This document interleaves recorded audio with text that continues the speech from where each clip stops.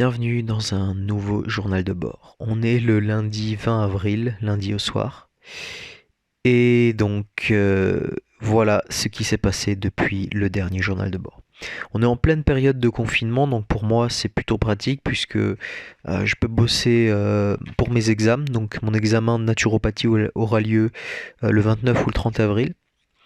Donc j'ai vraiment hâte d'y être. Je travaille tous les jours et je me sens très prêt.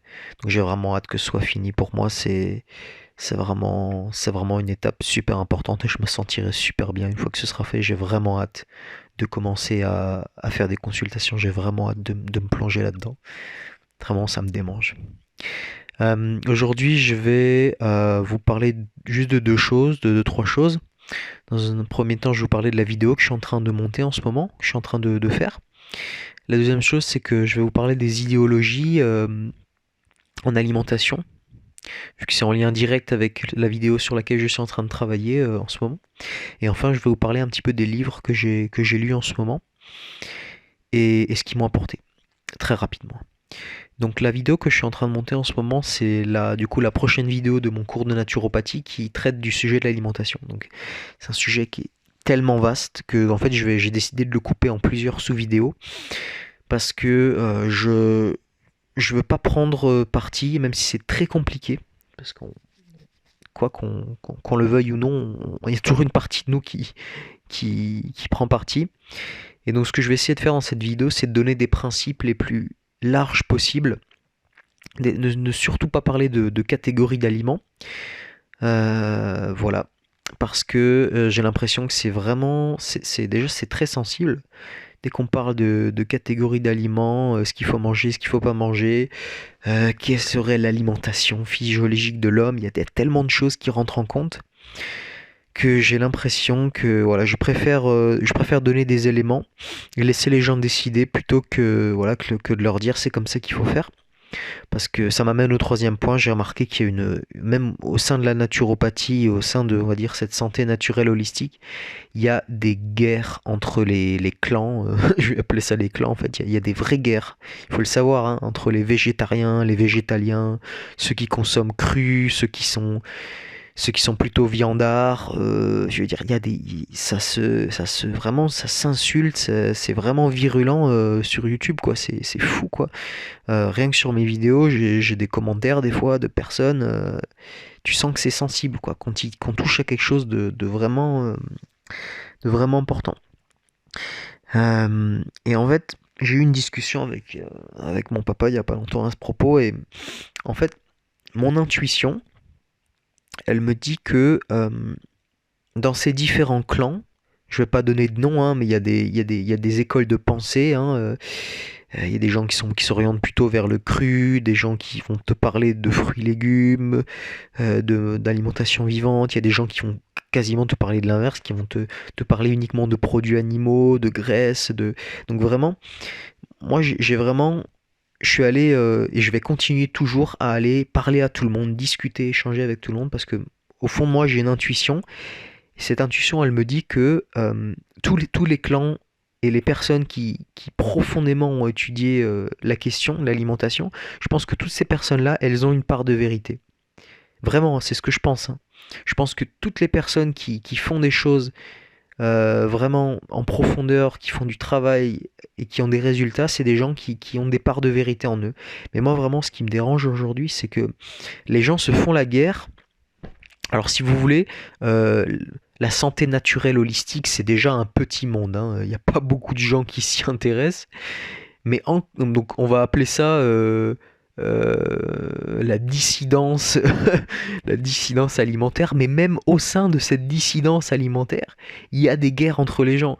Alors, je me dis, purée, mais les gars, si on marche pas tous ensemble, on n'essaye pas de se réunir et de marcher ensemble dans la même direction qui est voilà, de reprendre en main notre santé, de manger naturel, des bons produits, eh ben si déjà nous on se tire dans les pattes, ça va pas le faire, quoi. Et vraiment moi ce que j'ai vraiment envie de faire, c'est de faire un croisement entre toutes ces approches parce que je le répète, pour moi, il y a de la part de vérité en chacun de nous. il y a du bon dans le cru, il y a du bon dans le végétal, il y a du bon dans la viande, il y a du bon dans beaucoup de choses. Et, et souvent, ce qui se passe, c'est que les gens ont leur idéologie et ils vont essayer de justifier par tous les moyens ce que leur esprit a déjà accepté par défaut en amont. Et, et moi, je trouve ça vraiment dommage, quoi. Donc, je vois un petit peu toutes ces guéguerres sur YouTube et ça me fait marrer, mais en même temps, ça me rend un peu triste parce que je me dis, purée, si tout le monde essayait un petit peu de tirer dans la même direction, ce serait vraiment cool, mais bon.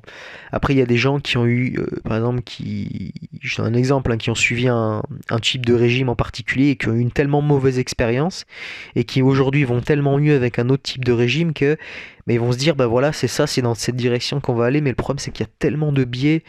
Putain, on est tous différents, quoi. On a un environnement différent, on a une génétique différente, on n'a pas vécu au même endroit, on n'a pas eu le même mode de vie, quoi. Il y a tellement de choses qui peuvent biaiser et, et se baser sur sa propre expérience personnelle pour tirer des conclusions générales, c'est vraiment compliqué. C'est pour ça que j'aime vraiment lire des livres de gens qui ont de la bouteille, qui ont étudié, qui ont eu des patients, des centaines et des milliers, et qui eux peuvent dire des choses, quoi. Mais YouTube, c'est un peu devenu, voilà, la place du marché, quoi.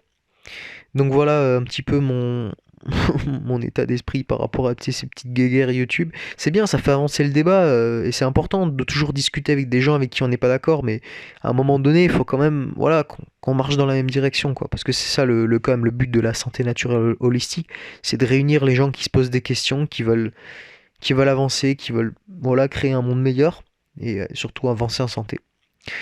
Et enfin, du coup, ouais, je vais vous parler aussi des livres que j'ai lus en ce moment. J'ai terminé La santé des intestins, ou Les intestins maîtres de la santé, je sais plus le titre, c'est de Désiré Mérien. Donc c'est un grand hygiéniste français. Et j'ai terminé aussi le bouquin de Thierry Soucard, Les mensonges et propagande. Très intéressant aussi, dans un autre style, hein, je lisais pas trop des bouquins comme ça.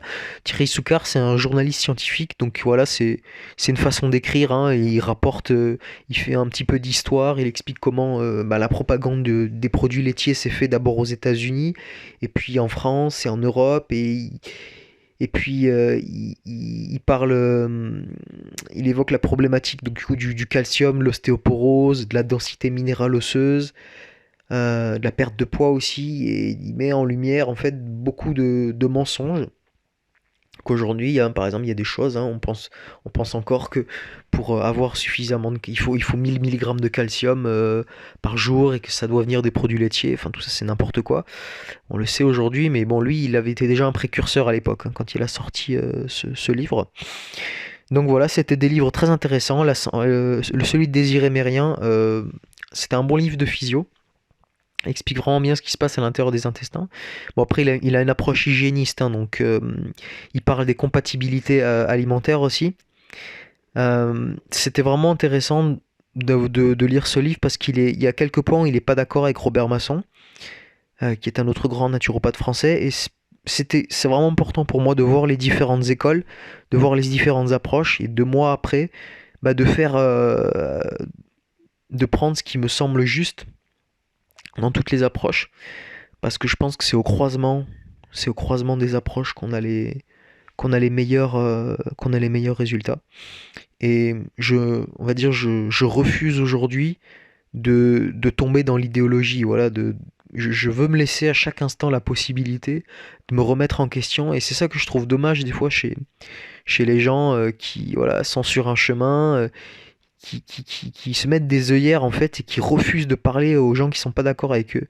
Vraiment, c'est un truc, c'est un truc que disait David Siegel, une vidéo de lui que j'ai regardé l'autre coup. C'est un mec que j'ai découvert il y a pas longtemps, David Siegel, Santé de fer.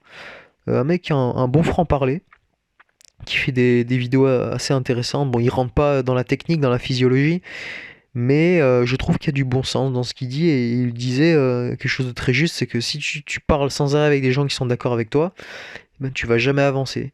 Il faut parler à tes contradicteurs, il faut parler aux gens qui sont pas d'accord avec toi, et des fois pour l'ego, je peux comprendre que c'est pas compliqué, c'est pas facile.